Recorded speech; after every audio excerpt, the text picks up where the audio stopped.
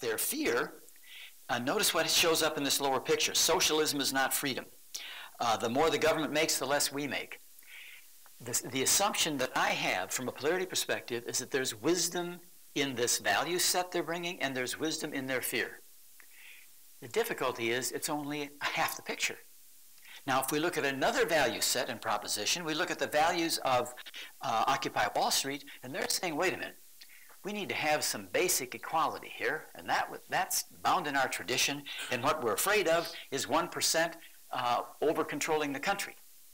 So we don't want that. So we have these two value and fear propositions, but if both of them see their issue as the truth and the other one as the lie, then we're set up. If you see it as an either-or proposition, from that point forward, you're in trouble. I'm suggesting it is a both-and issue, and they're both legitimately grounded in our tradition. So how does this show up in the polarity map we just talked about? The fear of big government by the Tea Party leads them to value, and the value of freedom and uniqueness leads to their fear of big government. On the other hand, the fear of big money by Occupy Wall Street leads to them sitting up, making a house in the front of Wall Street. So you have these two values and the two fears. Now, I'd like to just look historically about what this means in terms of our recent financial crisis and responding to it. So during the Clinton administration, and actually since then, until the financial crisis that we had, there were action steps of deregulation. A deregulation in order to promote freedom, entrepreneurial initiative, etc. Great reason to deregulate, right? We want to minimize interference and encourage creativity and initiative. That's great stuff. However, it was all done to focus on the upside of this pole. But if you do that to the neglect of the upside of this pole, you find yourself in the downside of this pole, in which you've got an economic crisis. When the economic crisis hit, and it hit not only the United States, but the planet, right? When it hit, what was the natural self-correction? Let's regulate. Now, the regulation was a natural response. Wait a minute, we set ourselves up by this deregulation, so how do we regulate? Became the question. Also, in this process of moving towards the self-correction, we often tend to get the downside of the pole towards which we were headed.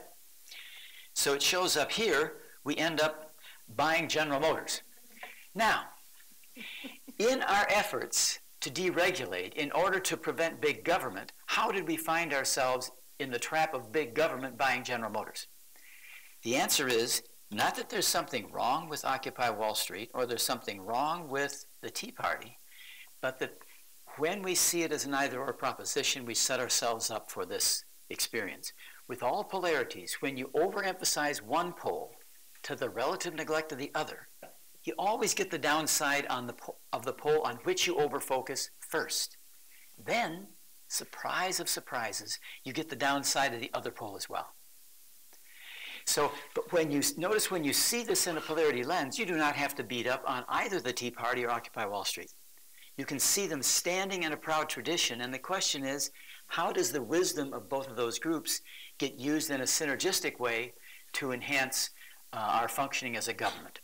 Okay, so this is just sort of a quick and dirty overview of this polarity lens and how it relates at every level of system, including our recent crisis.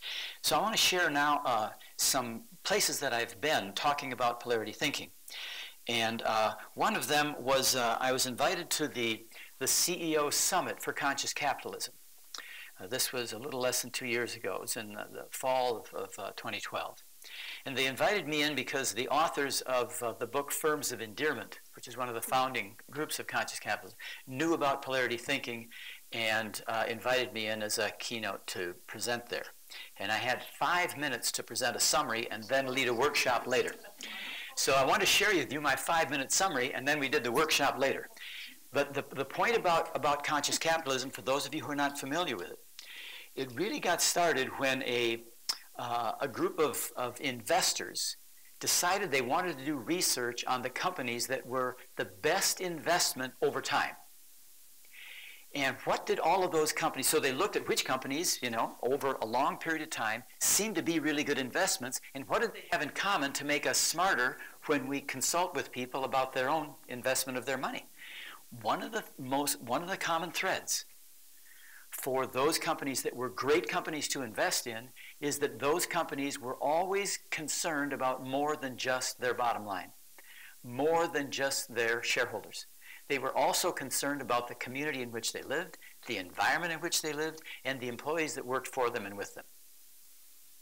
So they coined the phrase conscious capitalism. So capitalism to take care of the company, conscious to take care of more than the company. So in the part-whole polarity, if you want to really take care of the part, take care of the whole. Right? So when I came, I presented this to them, and these are just a few slides that I ran through. So conscious capitalist assertion is that it's sound business to take care of your company and take care of all the other stakeholders at play, which will allow you to move toward your preferred future faster and more sustainably, and will enhance our quality of life on the planet, which parallels, by the way, polarity lens. That's what we talk about, enhancing the quality of life on the planet by helping organizations move towards their preferred future faster and more sustainably.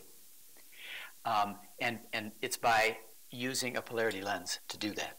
So we had an overlap of these issues. So conscious capitalism is more than an idea. It's an energy system that we are leveraging. And everybody in the audience now are people involved in this conscious capitalism movement, right? And so if you focus on capitalism, one of the great benefits is the company thrives. However, if you just focus on capitalism without a conscience, other stakeholders get neglected. So you need to pay attention to other stakeholders, the community, the employees, right, the environment. If you focus on them to the neglect of the company, however, then the company gets neglected and you get in trouble. So what we want to do is create a virtuous cycle in which the company thrives and the stakeholders thrive, moving towards a greater purpose. Their greater purpose at conscious capitalism is elevate humanity.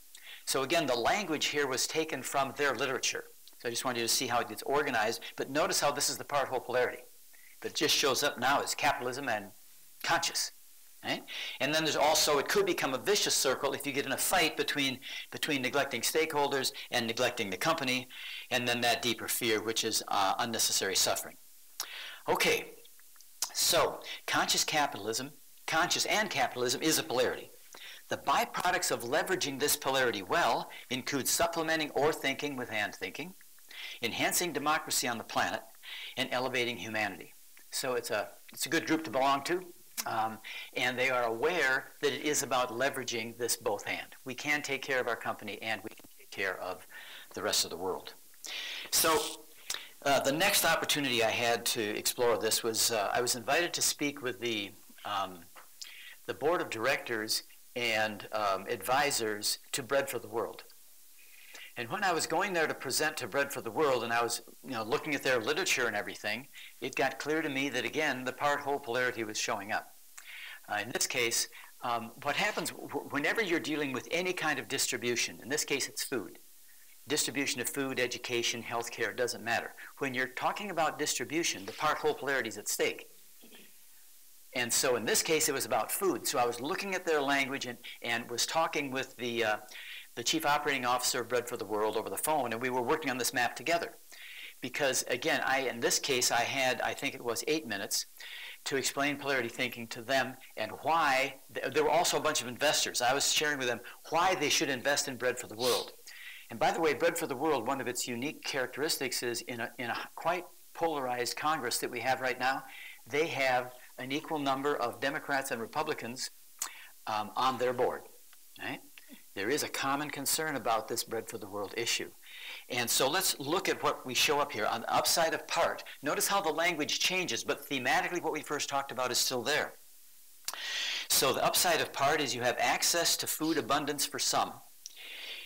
You also have private charities addressing hunger, so that individual focus. And you also have incentives for personal initiative. When you focus on the whole, you have basic food for everyone. And the government is addressing hunger. It's not just private sector, but the public sector is also addressing it. And many care for many people care for the vulnerable. And what I then built in was some of the things that they were doing as Bread for the World. What kind of action steps were they doing to support the part and the whole? So one of the things they did to support the part is there's accountability for what is spent on the vulnerable. They join in making sure that there isn't welfare fraud, in other words. So let's like to take care of that. Tax credits for low-income workers and transparency in international aid expenditures. Notice on the other side, they talk about if we're going to make sure there's basic food for everyone, they talk about creating a circle of protection, which is a way to try to make sure that basic food is supplied for everyone in the country. And also tax credits for low-income workers and transparency in international aid expenditures. Notice how B and C show up on both sides. They're what we call high leverage action steps. So they were investing in these high leverage action steps on both sides. Now, if we look at early warnings, if you overfocus on the part to the neglect of the whole, then many are going to go hungry. There's going to be a lack of government support, and you're going to neglect the vulnerable. Early warnings that might be happening is an increase in people going hungry. Right now, it's 15% of the planet is going hungry. Another indicator is an increase in children facing food insecurity. 1 in 5 children in the United States face food insecurity. And it's because we are focused overly on the left pole to the relative neglect of the right pole. So what would be a downside, an early warning that you're in the downside of the whole pole? There would be the downsides include a loss of access to abundance for some. Big government becomes a welfare state. Notice how the fear language shows up here. And you have over-dependence. Legitimate concerns. And what would be an early warning? You have an increase in abuse of government services. So how do you manage that? Well, if you see it as a polarity, you've got a much better start than if you fight over it as an either-or proposition. Making sense?